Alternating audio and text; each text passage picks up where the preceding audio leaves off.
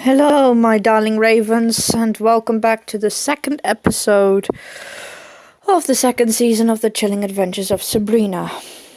Chapter 13, The Passion of Sabrina Spellman. Now, I don't think this title is apt for what we're about to see. This episode will be called Satan's Little Holiday. And you will understand why. Now, I first have to apologize for cutting the first episode short. I was just too angry, too annoyed, and quite frankly too ill to continue. However, in the last episode, right at the last minute, Lilith summons Satan to give him an update, and the second episode carries on from that. And Mr. McLeod, Goatface, threatened and berated Lilith for summoning him. Well, he didn't exactly threaten usually, but his posture's not exactly very nice. The first thing I want to say is that this costume is completely D-level. It looks like something that has been pulled out of a 1980s horror movie. Quite frankly, you can see the plastic on the mask, and the Rose and I have noticed something very, very interesting about one of the horns. One of the horns on Satan's head is half missing. Now, have any of you heard of Tenacious D? Because as soon as the Rose and I saw that, we have come up with a conspiracy theory that the whole Tenacious D thing is canon in this universe. If you don't know what it is, look it up. It's well worth your time. Anyway, let's continue. So Lilith informs him of the demon attack by Asmodeus, Beelzebub, and their brother in the last episode to stop the half-witch from ascending to something. Lilith asks what it is, and Satan bluntly says she'll be his herald on Earth when the gates of hell are thrown open, and she'll be the prophet. Lilith has objections to this due to the fact that, hey, that means she's better than me, essentially. That's Lilith's mind, not me, of course not. I'm not a Satanist, bloody hell. Anyway. And Satan is just... he gets annoyed when Lilith starts questioning Sabrina's nature, the nature of her soul. But instead of striking Lilith down or sending her to the pits of hell, he decides to strike up a wager with her. So, Lilith, her prize is to be his prophet as well as his queen, and Satan's prize, if he is proven right, as he says himself, is that she resumes his Lilith resumes her service as a handmaiden and concubine, and will never question him again. Lovely. Sounds like my mom and dad's marriage dispute. Anyway, joke.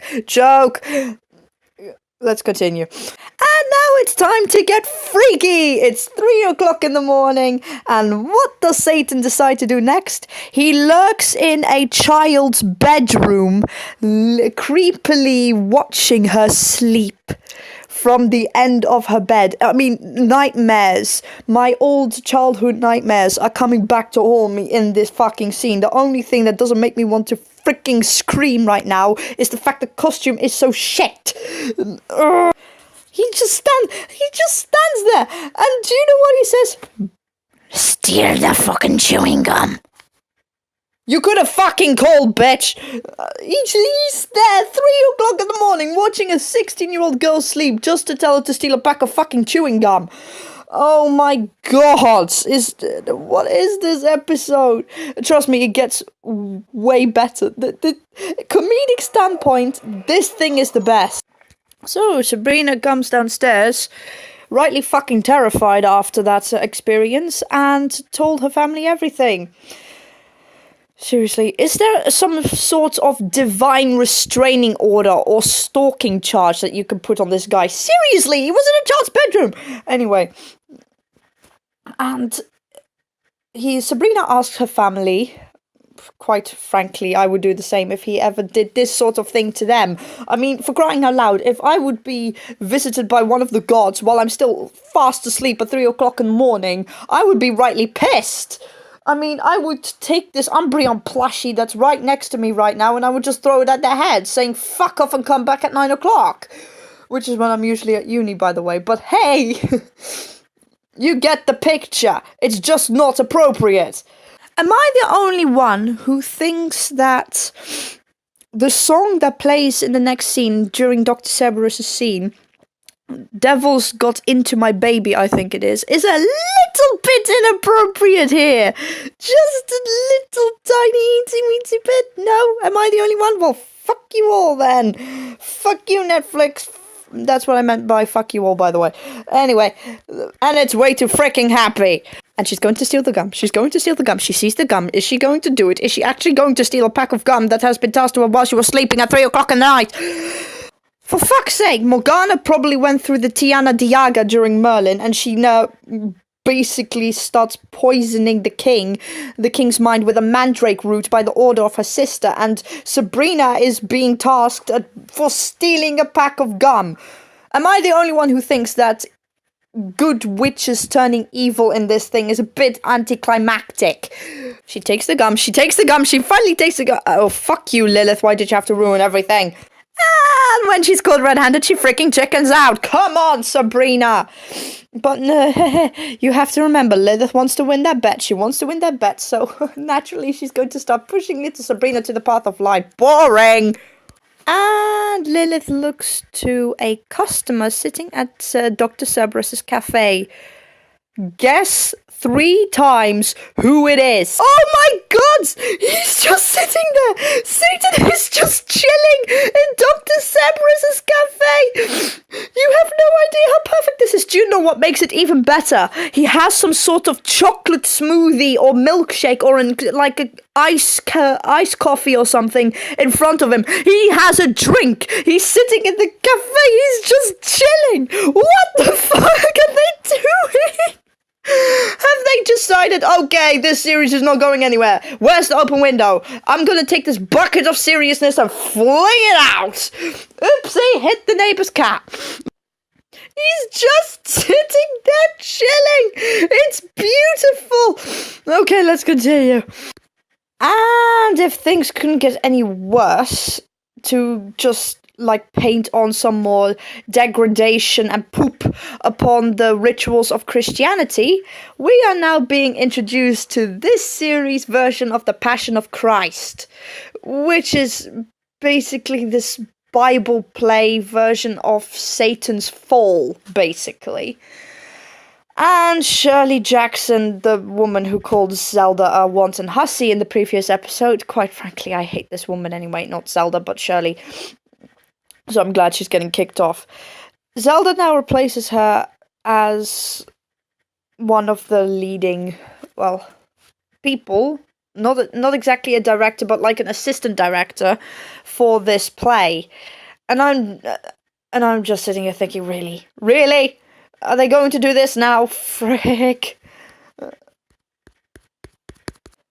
And of course this play is written by Faustus Blackwood. Of course it is. Spoiler. Not really spoiler, but still. It's going to be misogynistic as hell.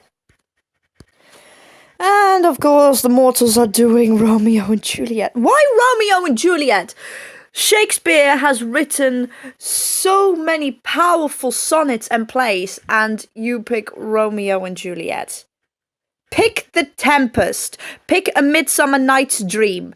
You can have so many viewpoints and adaptations with the very fact that the fairies are either complete and utter degradations of the old Celtic Aishí, or you can go completely almost pagan with some of it. For example, the Taming of the Shrew is just hilarious. It is to do with it's either to do with love or Machiavellian manipulation. It's beautiful. There are so many ways you could go on it. But no, Romeo and fricking Juliet. Historical play, Cleopatra and Anthony. Why always Romeo and Juliet? Why? It's so overrated. So, Harvey asks Rosalind to be the Juliet to his Romeo. She has a flashback to her cunning vision that she saw in the last episode, which I didn't cover because I was just too fed up. And she has this internal conflict, but she eventually agrees. Sabrina, who is the understudy of Lilith in this new adaptation of The Passion of Lucifer Morningstar. Quite frankly, I wish that, the crime / supernatural series Lucifer, I wish they brought that actor in, because this would have been a whole lot more bearable with him in it.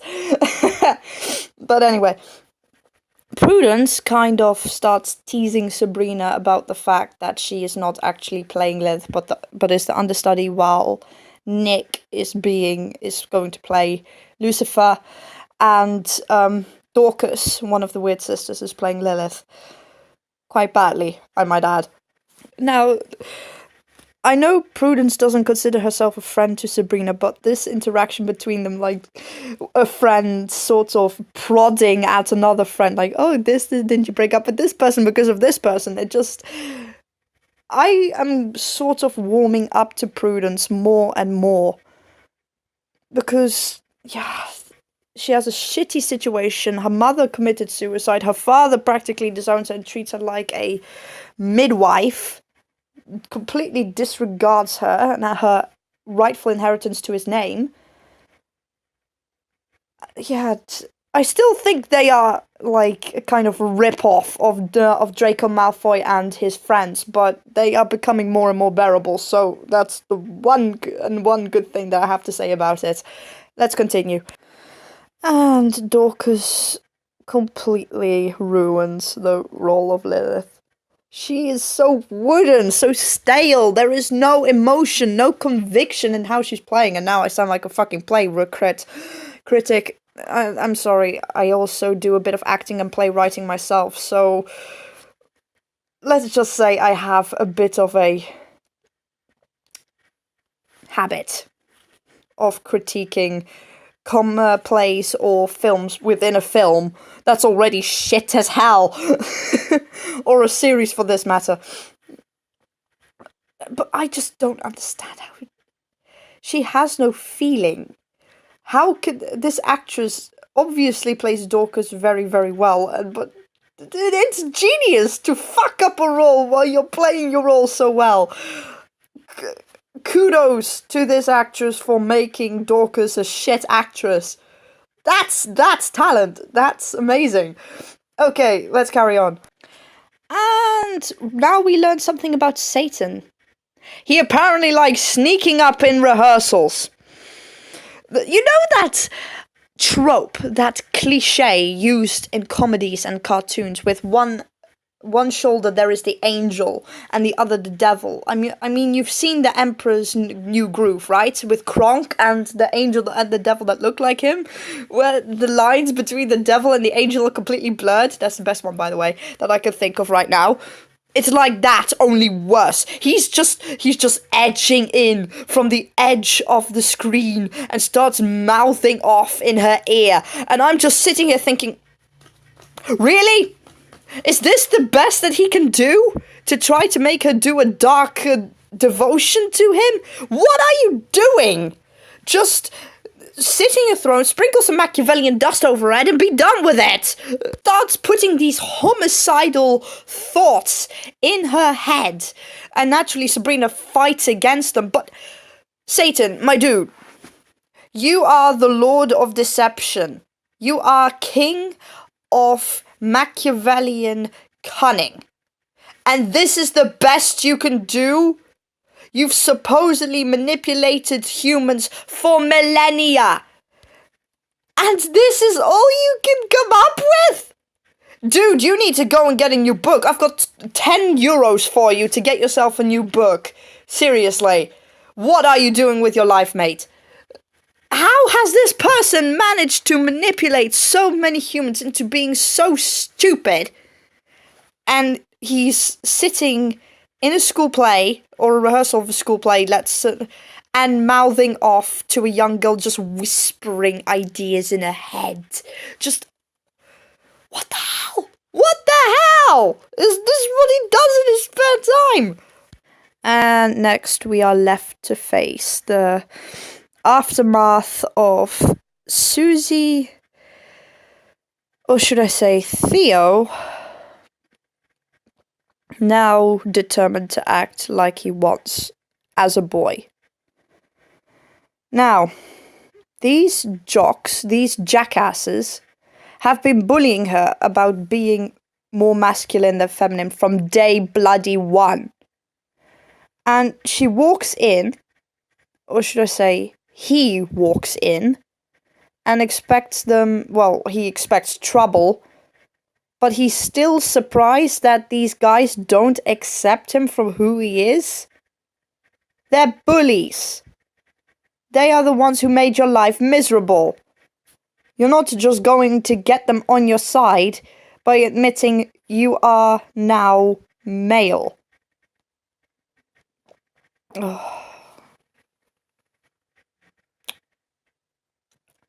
I love the LGBT community. A lot. But this shoddy writing is insulting to them. It's humiliating. It's horrendous.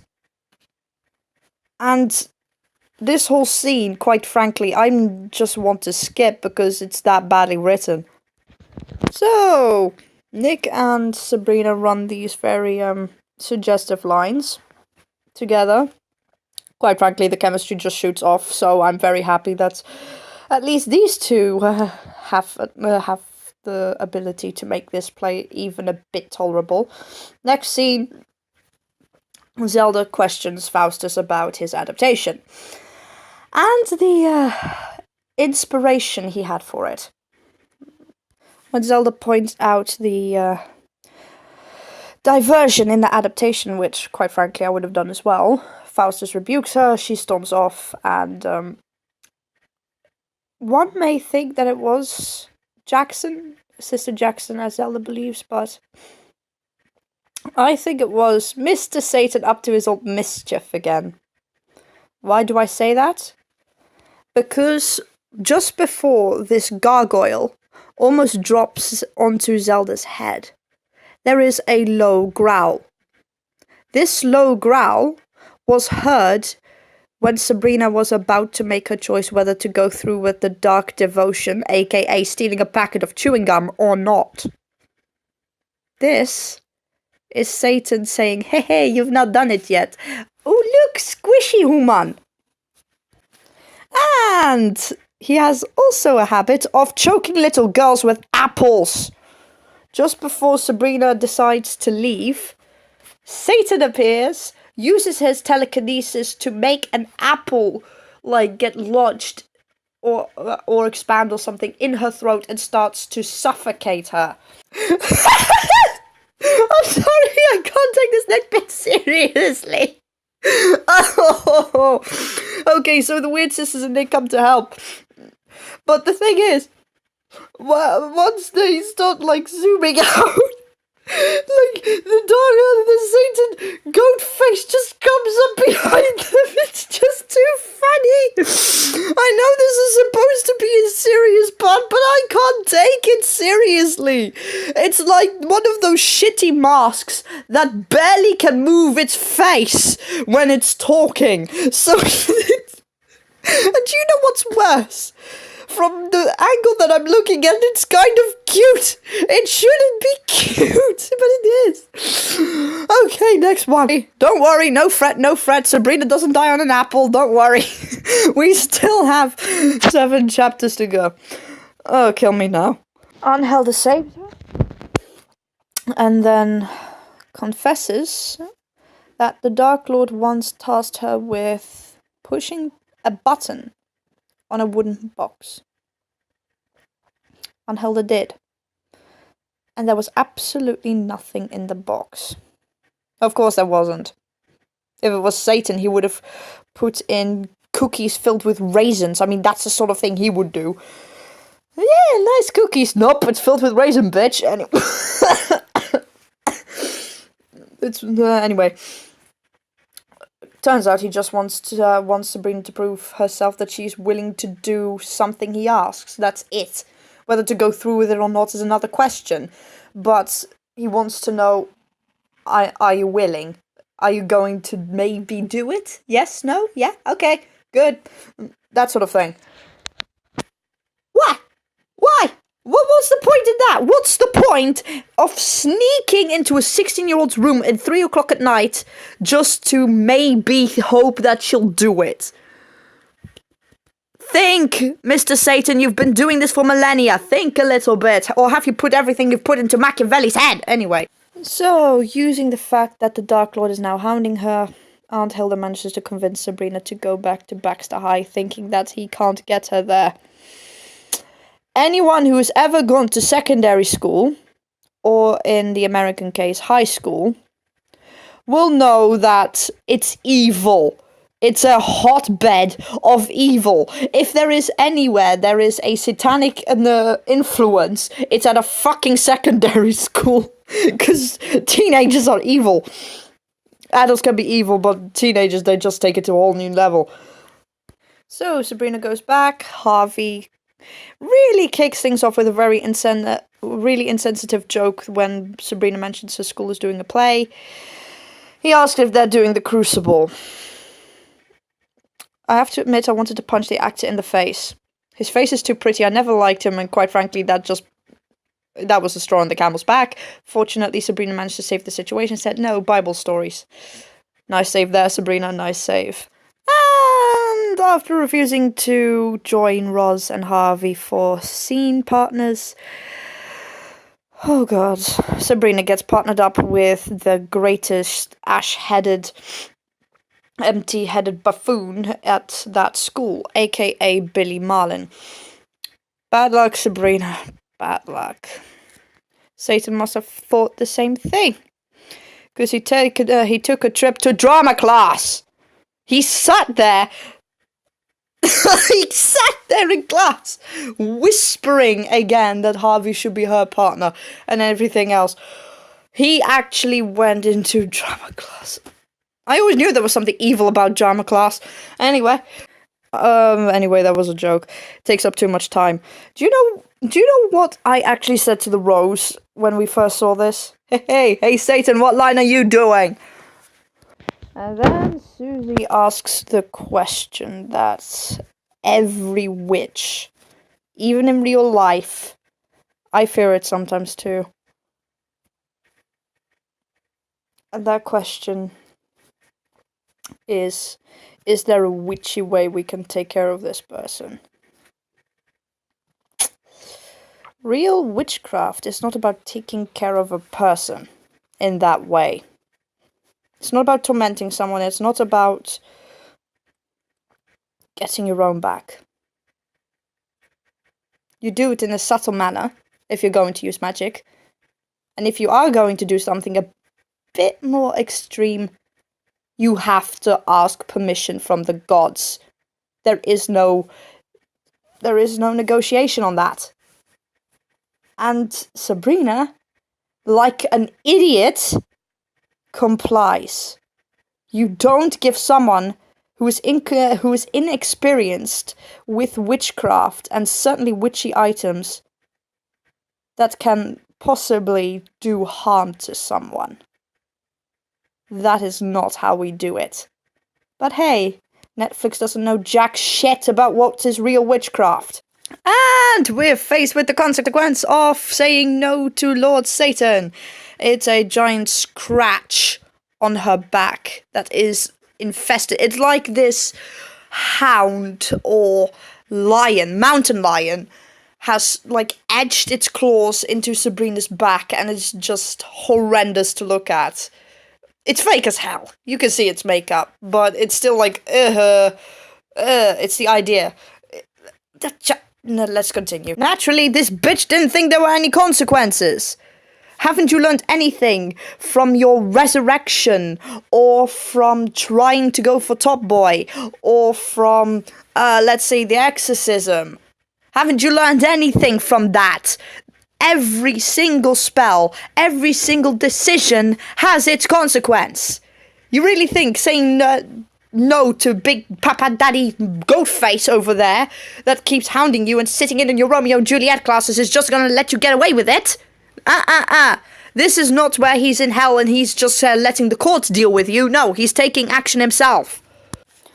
And naturally, when she goes to Lilith, aka Miss Wardwell, she tells her everything and says it's about stealing a pack of gum, and it's not really a big deal, but Lilith naturally has her wager with him, so she's just like, hey, yeah, it is, it's because a snowfall goes into an avalanche, that sort of thing, the thing that Sabrina said beforehand.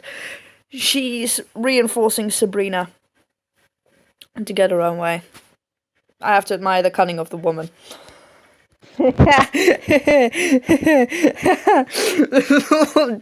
The scene where Lilith tells Sabrina to be good and do good so that she can shrink the devil's stain. You can hear the annoyance and the anger in the growl of Satan, like in the background, like, oh, the fucking bitch. And Lilith is just like, oopsie, let's continue. I want to win. Fuck you. Let's continue this. Ignore that. Her facial expressions are beautiful. Let's continue. But this next part where Zelda is teaching Dorcas proper articulation of the Latin phrase she's supposed to say to Nicholas as a kind of oath of loyalty, fealty, and love. Zelda, now I know this for certain is Sister Jackson because there is no low growling. She gets a frog or a toad conjured in her throat, and it just hops out on stage. And I'm thinking, did one of you watch Merlin? Did one of you get too many ideas here? Seriously, it's Iridian all over again, only this time Zelda is not the villain, and she doesn't fall out of the window. That poor familiar, though. The weird sisters tell her that it's a colleague's familiar, and Zelda just holds it to her face and it just looks back at her like, please don't hurt me, and she's just like, surely. And the familiar just croaks once, like saying, yep, that's the bitch. It's even sometimes I get the feeling that the familiar is talking, only we don't get to hear it talk. You see that with Salem, you saw that with Stolas, and now I'm thinking the frog did the same thing. Or toad, whatever. I'm really not good with amphibian species and the different branches of the family trees. I'm so sorry. And the little witch shit decides to lose her temper in front of the mortals. Yay, Sabrina, I suggest you stop looking at that freaking milkshake right now before you reveal yourself. I'm not so sure Billy Marlin is theologically educated enough to understand or even comprehend the different possibilities that could be if he finds out you are a witch. He will just round up the nearest peasant mob and have you hunted down without a moment's hesitation, because that's the sort of narrow-minded ignorance he is. Anyway, I mean, for crying out loud, he doesn't sound or look like the type of person who would be understanding of this sort of situation at all. Satan, fuck off. Quite frankly, did you want another ice-cold coffee or something? Or do you like chocolate milkshakes from Dr. Cerberus so much? Stop freaking going to Dr. Cerberus's. He's literally taking a holiday. He's using this morsel or half-witch as an excuse to go on holiday. He's having a milkshake. He's going to see different sorts of plays being erected. What the hell? And he's just going into little girls' bedrooms. I mean, what is this sort of series doing? It's. What were you thinking, Netflix writers? I mean, what were you thinking? Zelda's cooking dinner and she wants to cook the familiar. Zelda, I know you are a witch, but this is no longer the 11th or the 12th centuries. Yes, in the past, very heinous crimes, if a human perpetrated a crime such as rape, murder, or theft, the animal associated to them would also be held liable and would have faced a similar punishment. Yes. Then it was culpable to have an animal or a familiar be culpable. But Come on, this is the 21st century, Zelda. We are no longer going to blame a familiar for being the object of a vindictive witch's vendetta. Come on! Yeah, I'm studying animals in the Middle Ages right now for university, so if I'm going to throw out random animal from the Middle Ages facts, especially when it's to do with the law, it's because of that. Oh god, so let's continue. And now the familiar is called Little Pizza. Well, it's better than Leviathan, who is clearly a freaking mouse. I think Salem and Stolas were the only appropriately named familiars in this entire series. Ooh! It turns out witches do have restraining orders for Satan. It's called a talisman. The restraining orders apparently are horseshoes, raw onions, and what else? Being a good person? Something like that? Anyway. So, we also have the confession from Ambrose that he too had a dark devotion to perform, which was an apparently short and innocent letter, which I highly doubt considering who we're dealing with. And he had to send this to an old classmate of his at Oxford who had a crush on him, though never acted on it.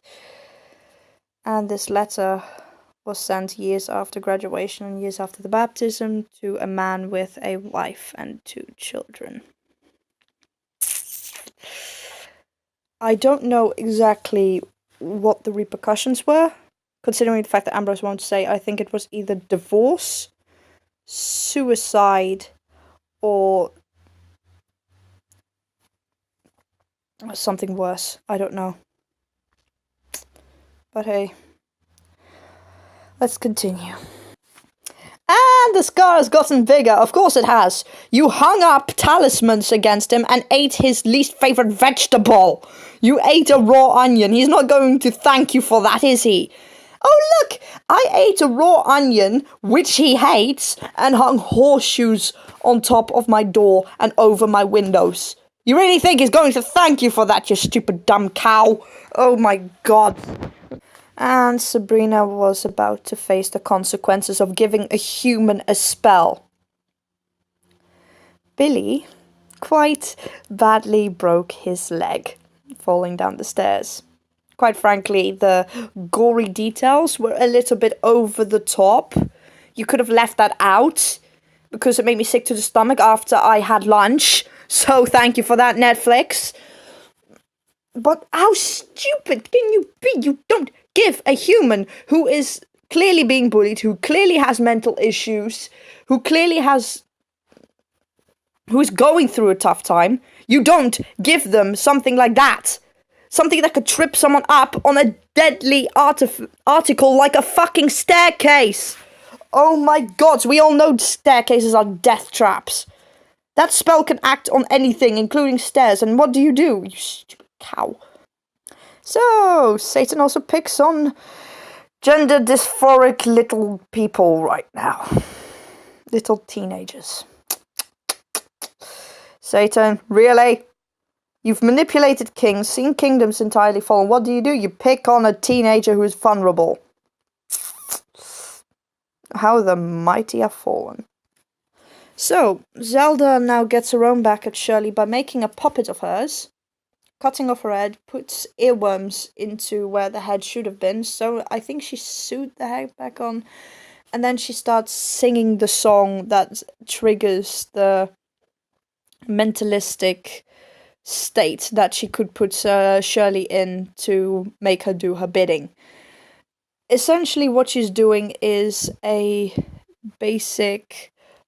It's not voodoo, before you start. It's definitely not voodoo. But it is a kind of mind manipulation trick. Especially when you use earworms. This spell could be utilized-ish. But not in the way that Netflix showed it. And certainly not with earworms. Ew. Okay, so...